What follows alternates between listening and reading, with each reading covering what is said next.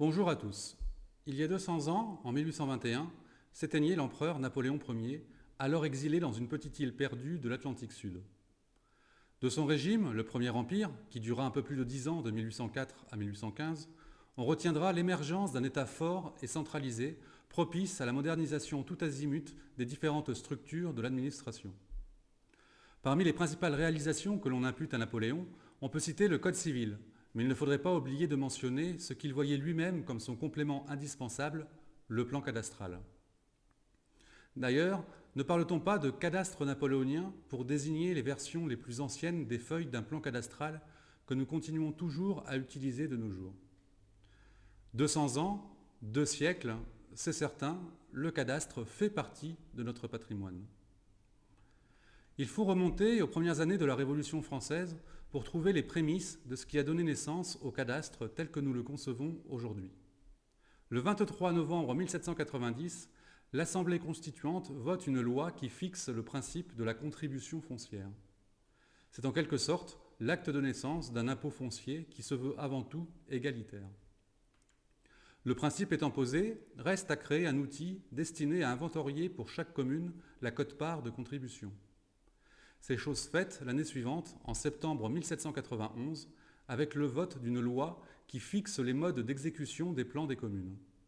Il s'agit alors de concevoir un cadastre général qui aurait pour base les grands triangles de la carte de l'Académie des sciences. À son origine, le plan cadastral était donc vu comme une sorte de cartographie de base de tout le territoire de la République, avec une double fonction. D'une part, établir un montant de contribution foncière pour chaque commune, et d'autre part, décrire un territoire national qui s'agrandit d'année en année. Il faut noter qu'à cette époque, le seul document cartographique à disposition de l'administration est la carte de Cassini, qui vient tout juste d'être nationalisée et dont le principal mérite est le positionnement exact de l'ensemble des paroisses de l'Ancien Régime. Avant toute chose, des travaux préparatoires ont dû être lancés. Il s'agit essentiellement de la délimitation des communes et de la définition d'un nouveau système de mesure avec la matérialisation de son unité mère, le mètre. Sur ce dernier point, 2 astronomes de renom, Jean-Baptiste Delambre et Pierre Méchain, seront mandatés par l'Académie des sciences pour mesurer la longueur du méridien de Paris entre Dunkerque et Barcelone, en reliant ces 2 villes par une chaîne de triangles. En pleine terreur révolutionnaire, ces 2 scientifiques parcourront la France pour mener à bien leur mission. Ils réaliseront une triangulation en effectuant parfois des visées entre des points espacés de plus de 50 km. De ces mesures découle la longueur de la 10 millionième partie du quart de méridien terrestre. Ce sera la première définition du mètre. Les travaux ainsi réalisés serviront de véritables colonnes vertébrales à une triangulation générale du pays sur laquelle, lorsqu'elle sera suffisamment densifiée, s'inscriront l'ossature des plans cadastraux. Ainsi, on peut observer que la notion de géoréférencement des plans cadastraux avait déjà été identifiée. Le temps passe. L'instabilité politique est peu propice à l'avancement des levés cadastraux. Sous le Consulat, en 1802, une loi est votée pour accélérer considérablement les travaux car l'urgence est à la perception de recettes fiscales. Il est décidé que le cadastre sera établi par masse de culture. Il ne s'agit ni plus ni moins d'un inventaire des natures de culture sur toute une commune. Il n'est alors nullement question d'identifier individuellement chaque propriétaire. Toujours dans un souci de rapidité, il est acté que seules 1800 communes, 1 ou 2 par arrondissement, seront cadastrées. Sur ces communes, un arpentage des terres sera réalisé de façon à permettre l'évaluation des revenus par masse de terrain soumises chacune à une même nature de culture. Il restera ensuite à extrapoler les revenus obtenus aux autres communes d'un même département. Un an plus tard, en 1803, une loi étend ce type de cadastre à tout le territoire. Les plans par masse de culture qui nous sont parvenus sont de véritables merveilles. Réalisés en couleur, ils décrivent le territoire d'une commune. Tout y est, le découpage en sections, la toponymie, les voies, le bâti, l'hydrographie. Un seul absent et de taille par rapport à ce que nous connaissons, les parcelles. Arrive l'année 1807. Cela fait maintenant 2 ans que le premier consul Bonaparte est devenu l'empereur Napoléon Ier. Le territoire français s'agrandit et atteindra bientôt 130 départements. Le 15 septembre 1807, sous l'impulsion du ministre des Finances Gaudin, alors que les travaux des cadastres par masse de culture sont parfois bien avancés, une loi impose l'abandon des travaux et un changement de méthode. Ainsi, un cadastre parcellaire, unique et centralisé est instauré pour toutes les communes de l'Empire. Voici d'ailleurs un extrait de cette loi du 15 septembre 1807. Il faut confectionner pour chaque commune un plan où sont rapportées les parcelles, puis les classer toutes d'après le degré de fertilité du sol et évaluer le produit imposable de chacune d'elles.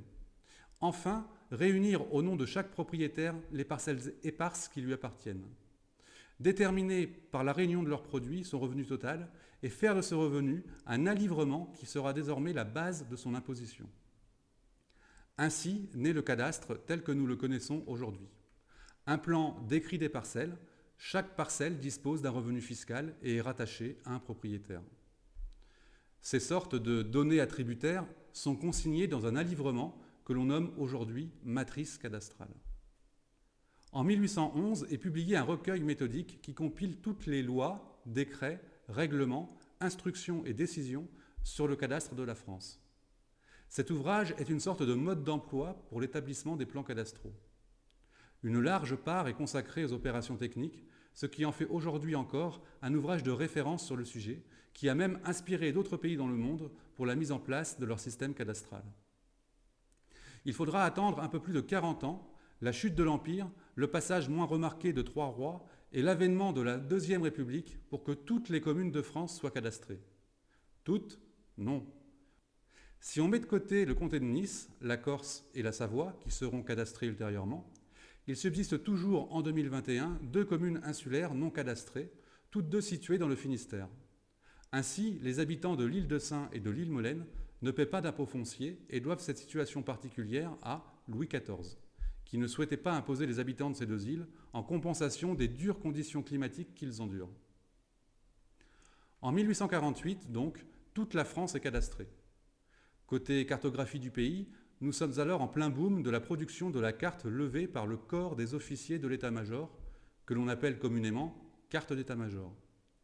Il est à remarquer que pour l'établissement de la planimétrie, ce monument de la cartographie française s'appuie en très grande partie sur l'exploitation directe des plans cadastraux et de leurs tableaux d'assemblage. Dans la deuxième moitié du XIXe siècle, peu d'événements notables se produisent, si ce n'est l'évolution des techniques et des instruments de mesure dont vous avez un échantillon derrière moi. Au fil des décennies, un sujet émerge toutefois, la question de la mise à jour du plan.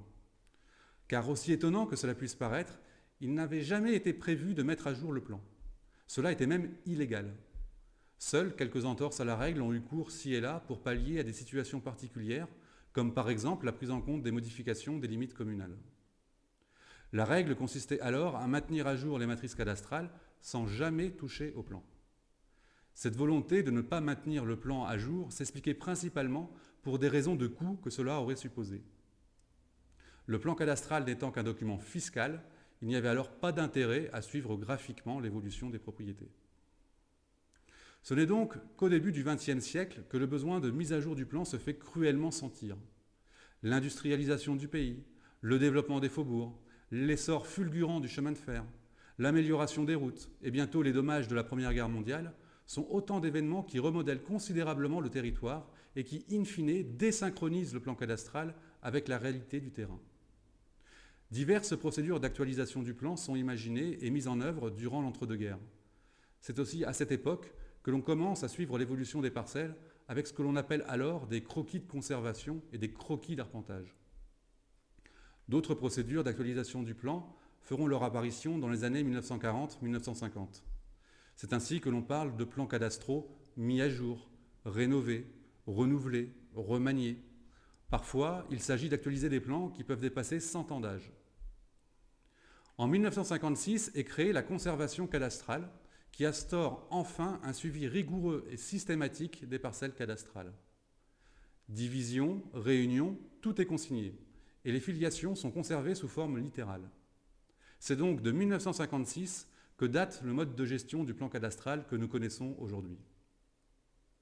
Dans les années 50 à 1980, une autre procédure de mise à jour est mise au point pour répondre aux enjeux de modernisation et de mécanisation de l'agriculture, à savoir la procédure de remembrement, qui permet de refondre complètement le parcellaire de tout ou partie d'une commune. À la toute fin des années 80, le plan cadastral entame sa dématérialisation. Des sociétés telles que Sogefi ont participé à vectoriser les quelques 99 millions de parcelles que compte le pays. Cette vectorisation n'est toujours pas achevée à cette heure, mais cela devrait être le cas d'ici au maximum 2 ans. En 2021, le plan cadastral est utilisé pour bien d'autres usages que la fiscalité. Par exemple, il sert souvent de base pour l'établissement des documents d'urbanisme et plus largement pour servir de canevas à la définition de zonage réglementaire. Aujourd'hui, de nouveaux enjeux émergent concernant l'évolution du plan cadastral. La 3D, la parcellisation du domaine public. Ce plan de base du pays, dont la précision géométrique est sans cesse améliorée, pourrait peut-être même devenir un jour une sorte de plan juridique qui consignerait l'ensemble des limites de propriété. Mais tout cela est une autre histoire, nous sommes bien loin de Napoléon. Le prochain chapitre est en cours d'écriture par l'administration Macron.